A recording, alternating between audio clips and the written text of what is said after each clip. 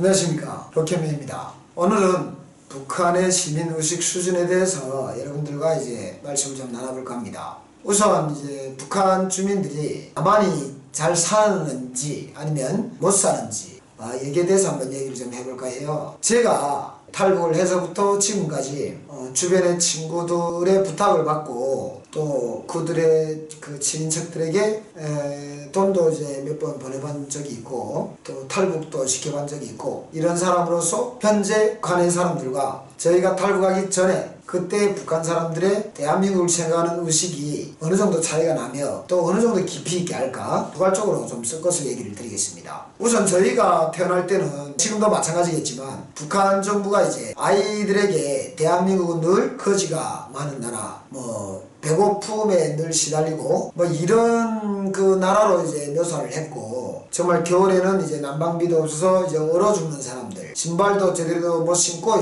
발을 동동 구르면서 다니는 아이들, 이 깡통을 들고 다니면서 성냥팔이를 하고 신문팔이를 하고 담배팔이를 하고, 그리고 어린아이들이 구석구석에서 마약질을 하고, 이런 교육을 저희들한테 했고, 그리고 또 일부 한 1%에 잘 사는 사람들은 이 욕조에다가 우유를 쏟아놓는데요. 우유 너무나도 돈 쓸 데가 없어가지고 우유 모욕을 한다라고 저희가 들을 때에는 잘 사는 자들에 대한 중거심, 못 사는 사람에 대한 어떤 애틋함과 동정심, 이런 것이 막 교차가 되게 교육을 했고, 참 남한이라는 데는 인간이 살 곳이 아니구나, 이런 의식을 많이 가지고 살았죠. 80년도에 대한민국의 청년 학생들이 길거리에 나와가지고 독재정부 막 하면서 싸움을 했다, 돌조기를 던지고 몽둥이를 두거나 하고, 이런 영상을 그대로 북한의 조선중앙방송이 보여줬어요. 그거를 봤을 때 아니 저렇게 못 살겠다라는 나라가 신발도 정말 각양각색으로 너무 멋있는 거 다양하게 신는 거야. 우리는 저런 신을 신을 수도 없고, 그리고 바지도 그렇고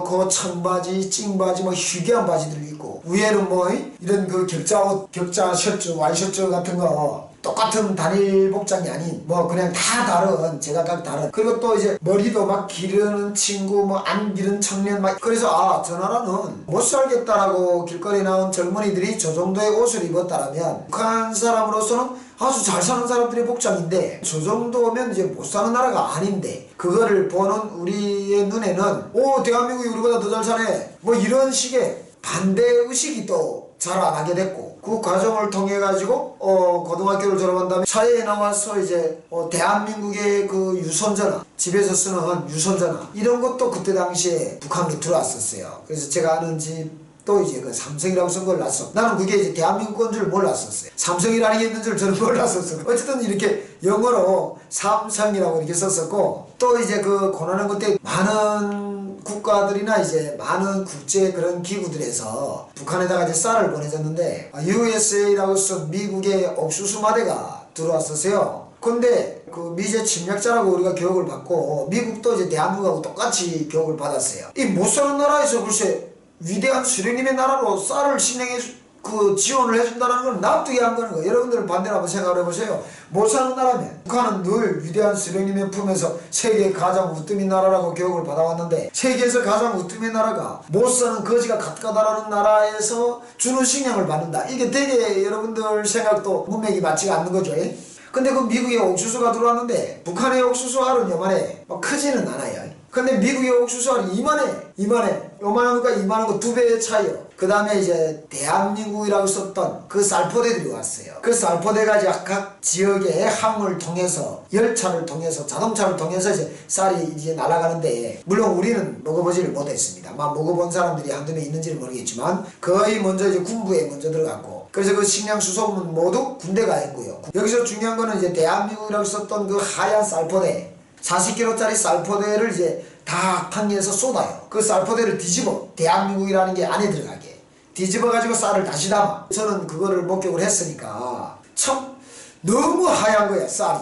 무슨 그 쌀이 우리한테 오지 않기 때문에 내가 저거를 먹을 수 있을까는 그 꿈도 안 꿨고, 아니 북한의 쌀은 아무리 하얗게 전제를 해도 좀 한국의 쌀에 비하면 완전 시커멓고, 그래서 와, 이게 남조선이라는 게 우리가 교육을 받았던 진짜로 그렇게 못 사는 나라일까? 이러는 과정 속에서 중국을 통해 가지고 대한민국의 물건들이 밀수로 넘어오기 시작을 했어요. 그 밀수의 중국 물품들 중에 대한민국 물품들이 섞어서 넘어왔고, 모두가 이제 중국 물건을 좀 더 비싸게 주고라도 사는 거예요. 자, 그래서 이제 중국 물건을 막 수기 수확을 했는데 대한민국 물건이 들어왔고 중국 물건이 엄청 좋다라고 생각을 했는데 대한민국 물건을 보니까 더 좋은 거예요. 대한민국 물건을 나중에 접했을 때는 예전에 처음으로 접했던 일본 물건을 우리가 접했던 것과 대한민국 물건이 들어왔을 때를 비교를 해보니까 너무나도 비슷한 거예요. 이야, 이 대한민국이 우리가 알기로는 일본이 제일 잘 사는 줄 알았는데 대한민국이 엄청 잘 사는 나라가 됐네. 이렇게 이제 인식을 가지기 시작을 했죠. 가지기 시작을 하면서 이제 많은 사람들이 이제 북한 정부에서는 남조선 물건을 이제 규제를 합니다.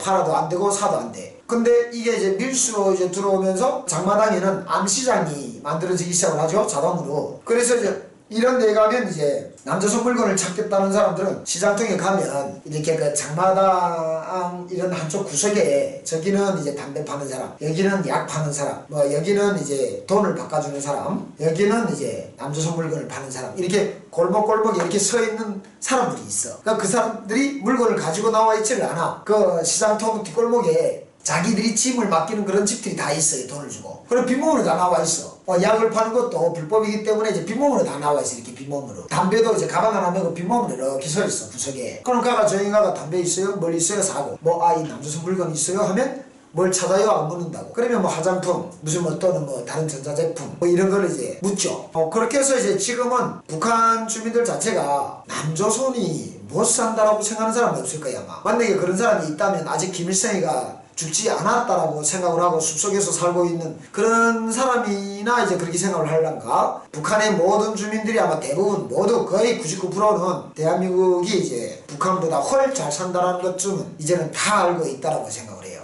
오늘 이제 북한의 시민의식 수준에 대한 그 내용 중에서 첫 번째로 제가 이제 남한에 대한 얘기를 드렸고요. 이 부분을 여기서 마감을 하려고 합니다. 감사합니다. 로켓맨이었습니다.